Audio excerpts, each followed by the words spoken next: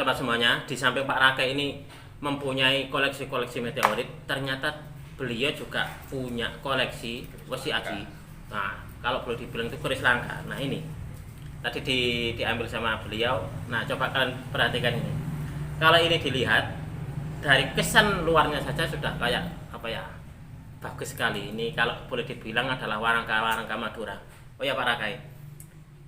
Untuk pusaka ini sebelum saya buka ini nanti kita kita tunjukkan kepada teman-teman. Boleh diceritakan ini dulu awalnya dapatnya seperti apa Pak? Jadi aku bukan termasuk kategori wong sing seneng keris karena sedikit banyak ketika dalam penelusuran sejarah tentang sejarah nangane kuno mesti terhenti di era Sultan Agung dan era abad 18. Disitulah mulai hancurnya tatanan produk budaya senjata pusaka Nusantara, termasuk saat itu dilanjut dengan pelarangan dan penghancuran semacam keris apa ngaran niku? Pataka-pataka itu? Pataka termasuk ini kalau keris itu sing apa ngarani?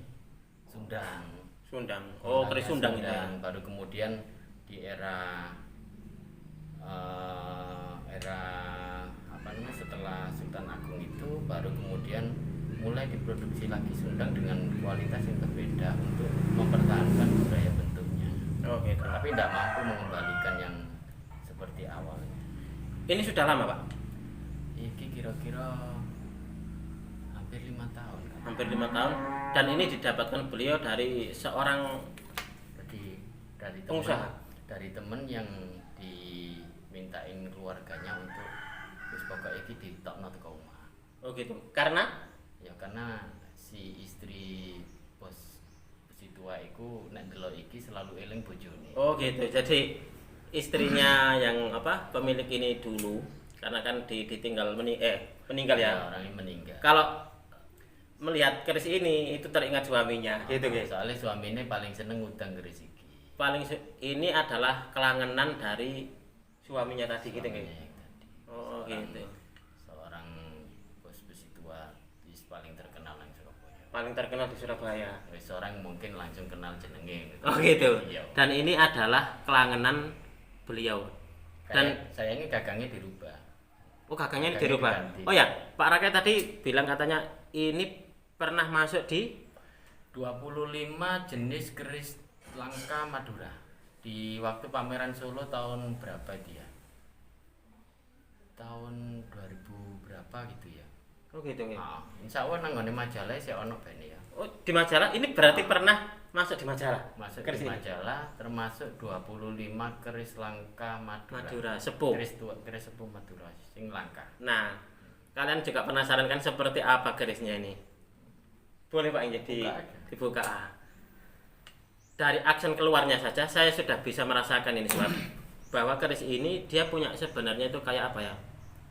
Dia punya perbawa yang boleh dikatakan itu kayak yang mumpuni gitu loh. Pokoknya asik kalau kita megang keris ini. Padahal ini belum saya buka ini. Coba kita akan lihat isinya seperti apa. Pak Rakyat juga sudah mempersilahkan. Kita akan lihat bersama ini sobat.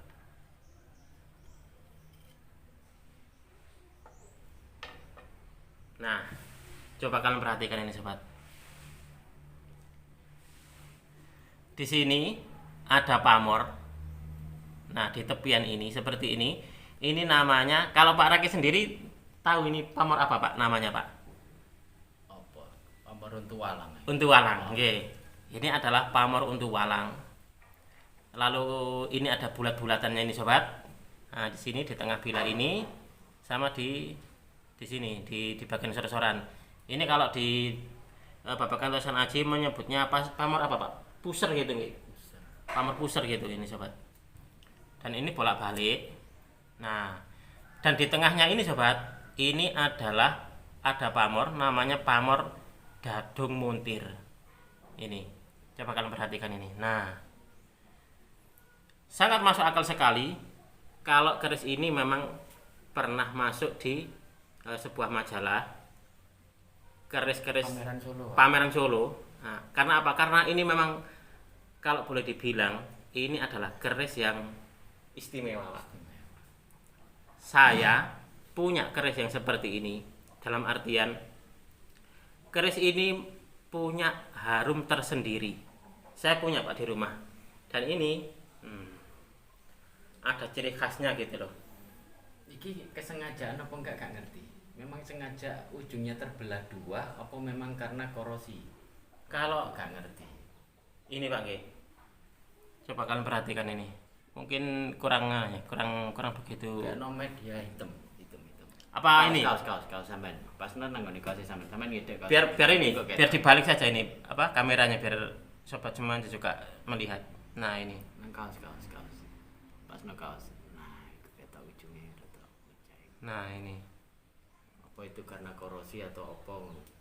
Nah, saya sendiri juga kurang tahu juga. Soalnya ciri khas tertentu itu mesti ono kan. Ada gitu. Dia disebut barang langka itu mesti ono ciri khasnya. Iku pecah itu memang karena dasar pecah dari mulai awalnya atau karena perawatan buruk. Oh gitu, Bang, ya. Ini ada apa ya, semacam kayak sesuatu gitu, Pak. Jadi aku gak tahu seneng keris, tapi mendadak begitu melihat ini aku langsung jatuh cinta. Langsung jatuh cinta. Dan ini tadi sama Pak Rake. Oh ya, Pak. Kan seperti ini.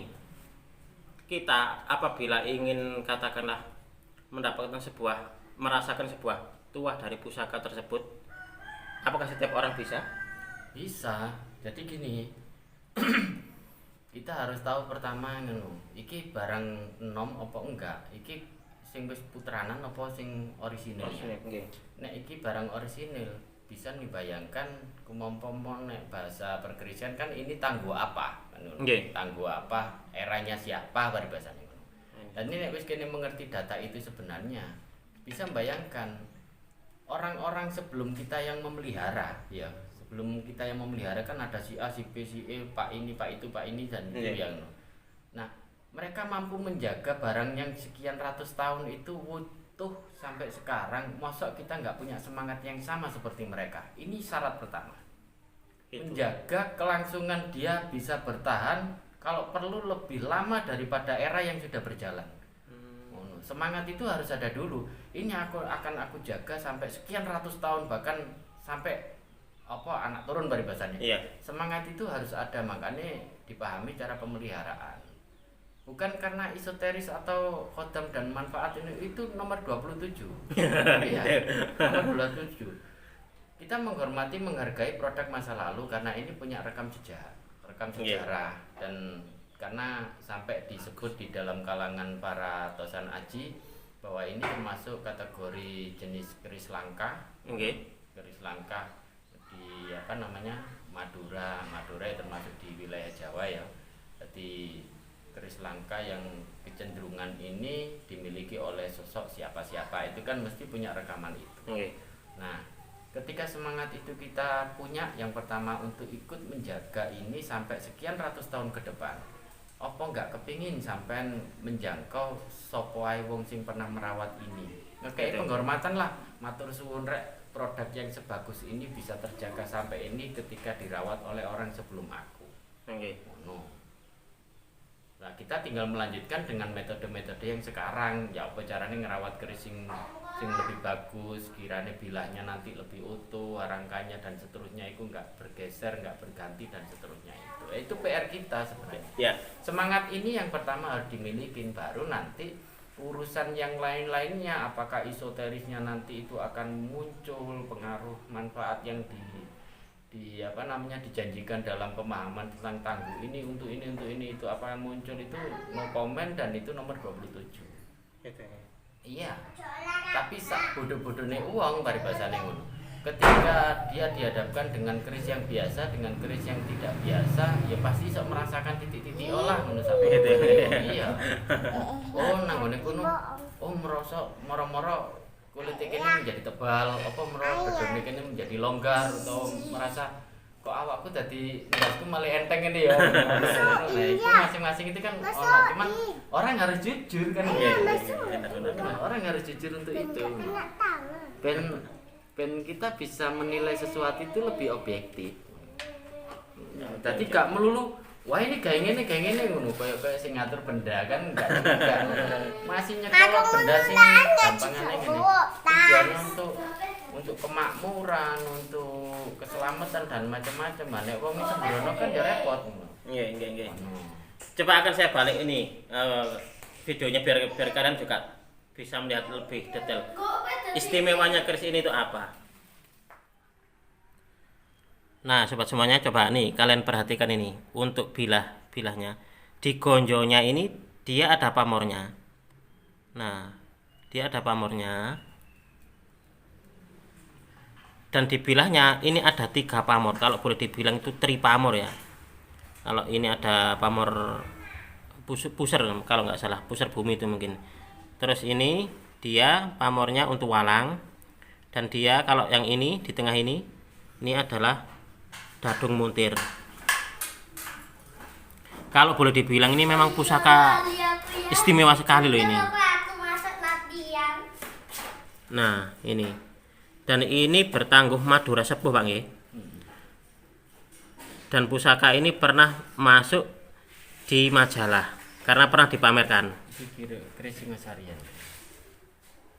Nek menurut sing duwe iku biyen keris Singosarian. Oh ini kalau menurut pemilik sebelumnya maksudnya di Singosari. Singosari. Tapi kalau di era Singosari. Oh gitu nggih. Nah, mulai era Singosari.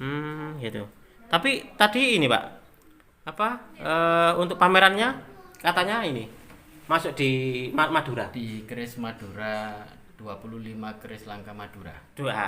Kalau saya lebih ini ya, kalau dalam pengetahuan saya lebih condong ke Madura. Ini kayak Madura sepuh memang Pak ini. Makanya benar kalau di pameran tadi judulnya adalah 20 keris langka Madura, memang benar. Dan ini termasuk memang benar-benar langka ini sobat. Saya nggak tahu kalau Pak Rakai punya pusaka yang bagus seperti ini ternyata.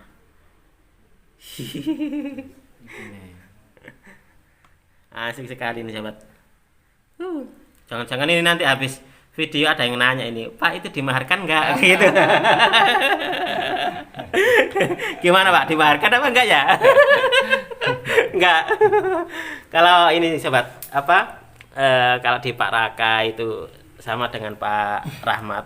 Jadi beliau memang cuma kalau boleh dibilang itu hanya ini loh, sebagai seorang pecinta. Jadi beliau nggak memaharkan pusakanya. Ya kayak gada yang satu punya saya ini udah ditunggu oleh pemangku di Bali. Gada Pak ya? Gada, aku punya gada yang indikasinya dulu itu memang benda sana ya, benda di wilayah Besakeh, jadi Pura Besakeh itu. Nah ini kemarin ya pagi ini mau sampean telepon ini. Oh ya telepon tadi. Itu diminta untuk segera diantar ke sana, digawe syaratnya bikin itu karena memang syaratnya di situ. Di Pura Besakeh, Bali. Dia mau bikin pura di sebelahnya Pura Besakeh dan gada yang satu ini diminta untuk pulang ke sana.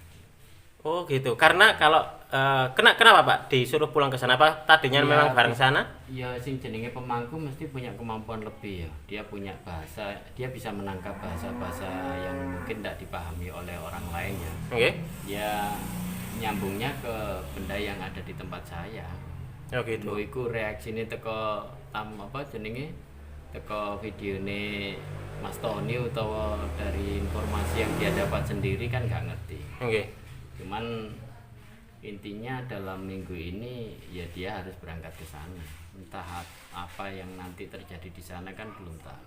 Oh, jadi gadanya Pak Raka ini saat ini sudah dimohon oleh para pemangku-pemangku di 20 pemangku di Besakeh.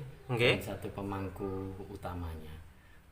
Itu udah nunggu gada ini untuk ke sana.